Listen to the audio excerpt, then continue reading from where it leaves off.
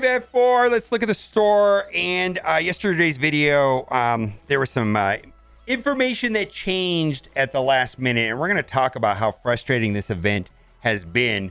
It seems like if you want to play Marvel Strike Force, you're going to rely on people that are building spreadsheets and using Excel to calculate how these events work.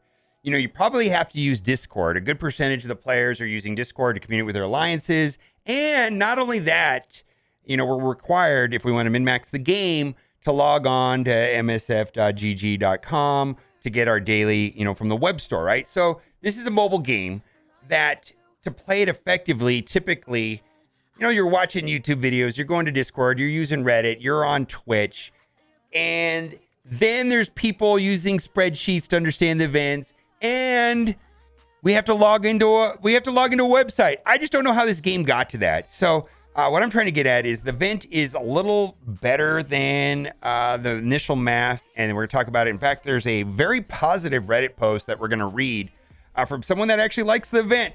But the point I want to get at is if you're focusing on getting milestone 35 to get all the monthly items that go towards the US agent event, you actually don't have to buy any of the gold orbs. You don't have to interact with the gold orbs at all. And so this spreadsheet has been updated. It's because they changed the math last minute, and I did put it in the comment section on yesterday's video. But I just wanted to clarify that, you know, you're welcome to screenshot this if you want to take a look at it. But the event is interesting. I don't know if people like the event or what, but the other thing too is that we talked about yesterday is that you can get 2.4 million points right here instead of spending gold orbs. If you don't want to interact with the gold orbs, 200,000 or 200,000 gold for 600,000 points. I did buy some of the orbs, the orbs that have the gear, the orbs that cost 500,000 for 600,000 points, and they had gear tier 17 pieces in there, and I thought that was okay, but the event is still kind of weird. Other thing too, I just want to, before we get on to the rest of the stuff, there's going to be an update to Spider-Weaver, Shards, and Strike Pass. And notice if this is simple or complicated, this just seems needlessly complicated.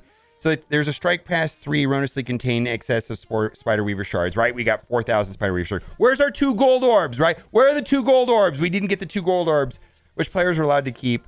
Additional actions being taken considering all players as well. So basically, if you are in Strike Pass 2, which is level 70 or 69 and below, for all players, there will be a login calendar named Commander Tribute.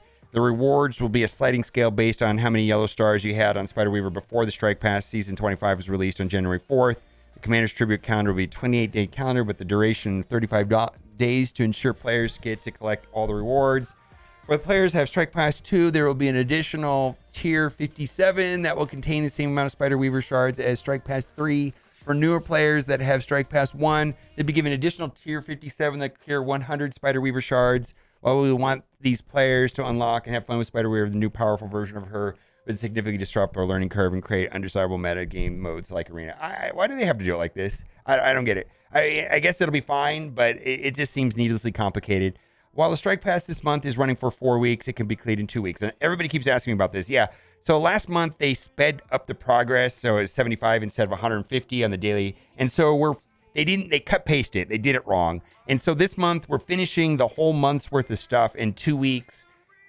They're not going to change it. You're just going to finish it in 2 weeks, and that's that. This makes the free and premium pass easier to complete and get their full rewards for investment. So basically, for the next 2 weeks, it's nothing's going to happen. Like the pass is done because we're doing it double speed because they forgot to do it. So that is what it is. I'm glad that at least they're making a change, and they're taking into account the people that were under level 70. They're going to be able to get the free Spider-Weaver Shards. Good. Also, there was an in-game mail for US Agent being inside of the Elite Store, and that has been confirmed. And we're going to get into a couple posts here, which is kind of interesting. Everything we complain about, Scopely does on purpose. This is from Havoc. I think the only thing Scopely does like is that we are things that they do accidentally. Are they horrible at communication? Yes. Is it intended? Yes. Let's assume Scopely ran the same monthly events with the same point structure and simplified reward structure. Yes, a dream will never end. We know every month if we could blitz X amount of times a week 1, rated X amount of times week 2, and fought in war X amount of times week 3, we could unlock. That's the whole point. They don't want us to know if we can unlock. They keep everything so convoluted and complicated that we will spend money or resources now, apparently, so we think we can unlock or get the player to a usable level. Yeah, so like at the beginning of the event, you're like, I don't understand the math, so I'm going to spend, and we'll see what happens. Or at the end of the event, you're like, oh my God, I missed something. I forgot to collect a daily web milestone or something, and now I got to spend money to catch up. So it's just a mess. It feels like they're doing it on purpose. Also, another thing that is 1000% true is the new CC rules are specifically intended to make Master of Evils to be Dormhold, and it goes into the specifics of that. I'm going to call it now. These new room bonuses that are starting Monday, and the people that wail hard on Master of Evil are going to do better in Cosmic Crucible. I think it's specifically designed for that, and I could see future releases getting significant boosts in Cosmic Crucible. So, and they're going to do it on purpose. So this will run for a couple months. They'll create another set of teams that we have to buy. They'll change the room bonuses, and you'll have to buy the team if you want to win in Cosmic Crucible. It is what they're doing. Scopely, just tell us up front what is going on. I don't understand how a company with such solid underlying product could be so terrible at communication. Imagine if the blog post this week said, moderately engaged players can unlock Captain Carter by spending 100,000 energy, fighting 12 raid battles per day, and acquiring 2 million event points through offers or spending gold on event orbs. There will be a daily offer in game store for 200,000 points for 200,000 gold that you can be purchased up to 4 times. None of this information was easily available, and it changed at the last minute. And it's been a confusing event. Players who spend more gold on the orbs will be able to unlock further rewards through milestones and event leaderboard. That's 3 sentences. That could be put on Friday before, and people have complained a little, and they would have done it last week. I heard that the events of the detail of the event changed at the last minute. I don't know if that's a good enough excuse or not. Like, it shouldn't be that way. Content creators would have warned orbs were trash and probably suggest everyone buying the 200K offer 10 times over the course of the event. Instead, you spin everyone up because of the mystery math you can't do until the event goes live. By the same token, stop changing the points in the monthly event. Your strange hidden math doesn't entice non-spenders to become spenders, and the whales don't care. See, this is my main problem with this system. I don't feel like them doing this way converts anybody from a non-spender into a spender. And the Krakens don't care. So why are they pissing everybody else off? I can't imagine doing this way is profitable for them or makes a difference on their bottom line. I could be wrong on that. The free-to-play players get mad because they're not sure they can unlock new characters. The Dolphins get mad because they can't easily tell what little spending will actually get them. I'm the latter. I'm not spending on this event because the return for my money is not great. I'll get her at 3 stars. If you gave me the information up front, the content creators told us she was usable and doomed raids for 3 stars, I would have been fine. I'm frustrated and annoyed because you took me 2 days to figure out what you could have just told me. This is, before we get in, you know what? We're going to read one more salty post before we get to a fun post. But here's the thing. This is a very long post right here on r/games, and it was written by a mobile game developer of 10 years. And basically, the post is very long, but we're only going to read one part of it. It talks about changing odds up in the game to frustrate players. It talks about manipulating loot boxes. It talks about all of these practices. It talks about using psychologists. But basically, what I got out of this article is that they're actually attempting to frustrate the player base to get us to spend money.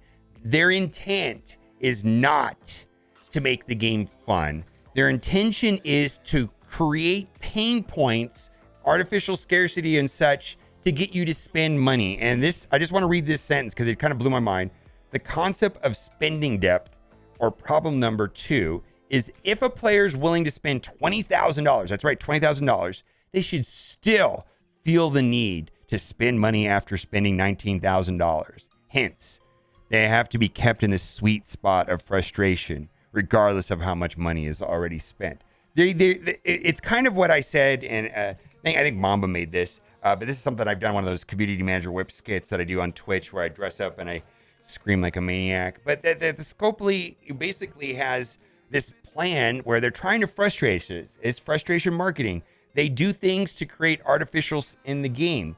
And then to solve this problem that they have artificially created, they sell us a surprise-based loot box RNG solution. And that is the triangle that Scopely works off of. And this article pretty much reinforced that when I read the entire article. And this is from a game developer. And the part that really bothered me the most about this is that he talked about them hiding randomization in the game. Basically, they say that something has a 3% drop rate, but hey, it's 4%, and it's 2%. Yeah, the average is 3%. Nobody can prove that it's not 3%, but we're going to manipulate it based on some sort of algorithm to fuel spending. And the problem I have with this is the developer is saying that other developers do this. He knows they do it, firsthand information. There's actually patents that say they do this, and yet everybody's saying, no, we don't do this. So I don't know, and it can't be proven as far as I know. Anyways, let's get to the positive post. Reddit. Reminder, not all events are for endgame players. And I think this is a good post. So my Platinum 3 Alliance is a mix of the end, mid, and newer game players with TCP ranging from 8 million to 30 million. That's a huge spread. That was said inclusion of year 1, 2, 3 orbs and even the PEGI event. The progress of our lower TCP attainments has been epic over the last few weeks. So while there has been a lot of salt thrown around the several newer events, especially the PEGI event, which isn't ideal for my needs, same thing for me, it's not really ideal. It appears to be a decent event for our early mid-game teammates. Let's give a little credit for Scopely for running a payday event during a gold spend event. All right, that's true too. Payday is going to run tomorrow. Also, I think coordinated salt is just around the corner. Just keep that in mind also. All in all, it has been a fun week watching our newer teammates 7-star, or in some case, unlock Captain America, Captain Sam, Winter Soldier, Spider-Woman, Phantom X, and Elsa, not to mention all of the new Red Hulk unlocks. Okay, how dare you come to Reddit with positivity.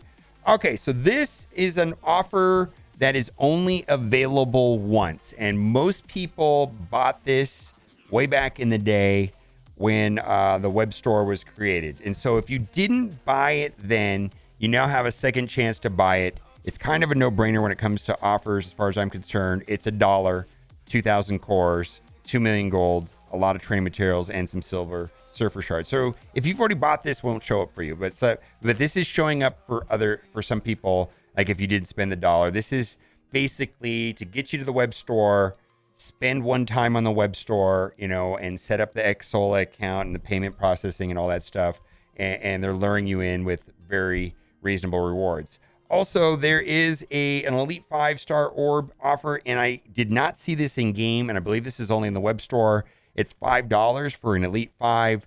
Anchor pricing on Elite 5s is close to $35. Even anchor pricing on Elite 4s is probably somewhere between $10 and $20. So this is an exceptional value if you are a purchaser of Elite 5s. I don't think everybody's going to buy this. I don't even know if people are still looking for Elite 5s. It feels like Red Stars is kind of winding down a little bit. And then also, there's been a couple different offers, and I did see this in game. $15 for 15 Red Stars. These used to be like $50, and then lately they've been toggling between $15 and $20. So this is the $15 one, and I think the main reason why you would buy this is to get dark promotion credits. Open it when they have 10x dark promotion credits, if that's what you're thinking. And then there's also Elite 4s in there. But anyways, I don't know. I've never gotten a 7 Red Star out of a basic orb to this date still. Also, this is a larger amount of training materials, and then there's also some ISO 4 for $100. I don't think that's a great deal, but it is what it is. This right here is for Nick Fury.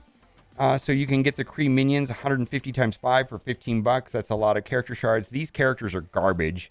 I don't even know if Nick Fury's that good. I guess he has some uses, but kind of a soft character. Probably needs a small rework to make him viable. And then also, I'm not going to buy this, but I just wanted to point out that like on my main account, I'm 1 shard away from taking Nemesis up to the next star. 5 million gold for 30. Doesn't seem like that good of a deal. Also, Nemesis was just recently added to all the orbs, like basic orb, mega orb, all the orbs basically, premium orb. So I'm hoping I get my 1 shard that way. I'll probably the algorithm is going to screw me over, so I'll never get it right. And they're going to make me spend money. They're going to make me wait 6 months. Also, these offers right here kind of annoy me a little bit. Typically, there's an offer for $5 for 50 character shards. So this is more money for less shards. At least the ratio is kind of whacked out. So it just I just want to point out that's kind of annoying. Video Watch is still actually a very useful team in a lot of game modes. Very, very, very powerful. We've got Gambit, 50 character shards for $5. He is available in the Crucible store. So if you want to save that Crucible currency and use it on gear or something like that, and you want to accelerate your Gambit progress, you can do that. This right here will help you unlock Phoenix. So Phoenix requires Villain Mystic controllers. So Morbius is a Villain Mystic controller along with Mordo, Nobu, Loki, and Ronin. And actually, these 4 characters have limited use right now in game. Ronin is on the bench for Blitz only, but the other ones are pretty good. And then this right here is for to help you unlock, to work towards unlocking Omega Red. $15 for those 4 characters is, if that helps you get Omega Red, that's fine. We got a couple other offers. Phantom X, he is farmable. He's also part of Unlimited 50 character charge for $5. Kate Bishop, still get a lot of use out of her. She's amazing in Young Avengers. 50 character charge for $5.